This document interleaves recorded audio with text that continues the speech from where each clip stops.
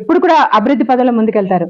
పవన్ కళ్యాణ్ గారు ఆ ఆ కీలక దశలో, మన రాష్ట్రంలో కీలక దశలో ఆయన తీసుకున్న నిర్ణయం మన రాష్ట్ర భవిష్యత్తునే మార్చిందని ఈ సందర్భంగా చెప్పాలి. ఎందుకంటే పవన్ కళ్యాణ్ గారు ఎంతో మంది యువతకి కానీ, ఎంతో మంది నిరుద్యోగులకు కానీ, ఎంతో మంది తల్లులకి కానీ, ఎంతో మంది చాలా మంది ఆంధ్రప్రదేశ్ లో 5 కోట్ల మంది ప్రజలకి ఆయన భరోసా కల్పించారు.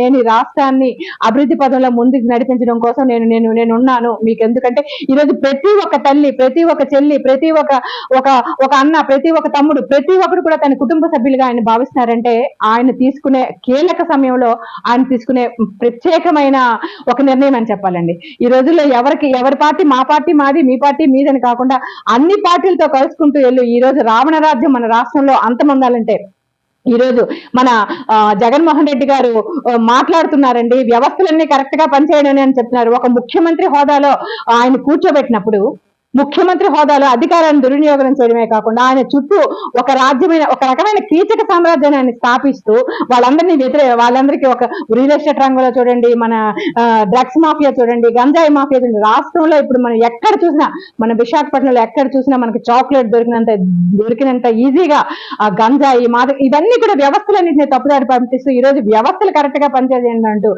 మనకి జగన్మోహన్ రెడ్డి గారు చాలా ఆశాస్పదంగా ఉందండి ఆయన మాట్లాడే మాటలు. ఈ రోజు ప్రజలకి భరోసా కల్పించే విధంగా పవన్ కళ్యాణ్ గారు విత్ ఇన్ 1 month లో ఎంత ఆయన అంటే ఒక మంచి హుందాతనంగా ఆయన ప్రతి మాట కూడా హుందాతనంగా ప్రతి ఒక్కరిని కూడా కలుపుకుంటూ వెళ్తూ ప్రతి ఒక్కరితో మనందరం కలిసికట్టుగా ఈరోజు కూటమి కుటుంబ సభ్యుల్లో పవన్ కళ్యాణ్ గారు ఈరోజు ఒక ప్రత్యేకమైన అభ్యర్థి, ప్రత్యేకమైన సభ్యులు. ఎందుకంటే పంచాయతీ శాఖ ఎందుకంటే చాలా కీలకమైన శాఖ.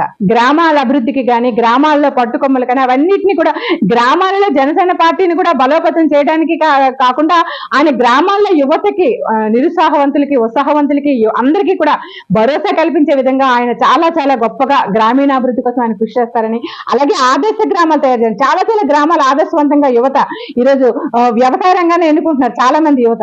ఎందుకంటే మేము ఎక్కడికో ఫారెన్కి వెళ్ళిపోవడం, విదేశాలకు వెళ్ళిపోవడం, ఆదేశాలకు వెళ్ళిపోవడం, పక్క ప్రాంతాలకు వెళ్ళిపోయి కాదు, మనకున్న దాంట్లోనే మనం స్వయోపాదన చేయడానికి కానీ, కొత్త పెట్టుబడులు తెచ్చుకోవడానికి కానీ, కుటీర పరిశ్రమలు స్థాపించడానికి కానీ, అలాగే తక్కువ బడ్జెట్ తో ఏమైనా చేసుకోవడానికి కానీ వాటన్నిటికీ కూడా యువతకు ప్రోత్సాహం కల్పించే విధంగా ఆయన కొత్త ప్రణాళిక రూపొందిస్తారని, ఆయనకు త్వరలోనే పర్యటించబోతున్నారు కదా, మన ఉత్తరాంధ్ర అంతా కూడా పర్యటించబోతున్నారు.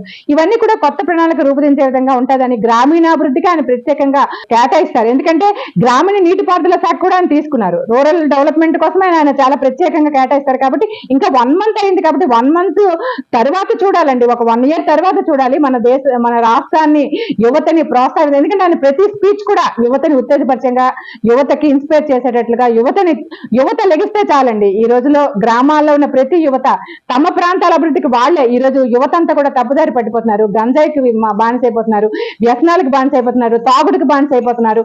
అలాగే యువత అంతా కూడా మనకి ఏమి లేదు, పని పాట లేకుండా రోడ్ల మీద తిరుగుతున్నారు, అక్రమ అరాచక కార్యక్రమాలకు అయిపోతున్నారు. ఇప్పుడు వీటికి మనకి మాఫియాకి అలవాటు పడిపోతున్నారు. అలా కాకుండా యువత ఆదర్శవంతంగా ఉండటానికి ఒక ఉత్తేజపరంగా పవన్ కళ్యాణ్ గారి స్పీచెస్ కానీ, పవన్ కళ్యాణ్ గారి ప్రతి అడుగు కానీ యువతను తట్టి లేపేటలుగా, భావి భారత పౌరులు తయారు చేసే విధంగా, అలాగే ఆదర్శవంతంగా గ్రామాలు తయారు చేసే విధంగా ఆయన ప్రతి అడుగు ఉంటుందని నేను అనుకుంటున్నాను.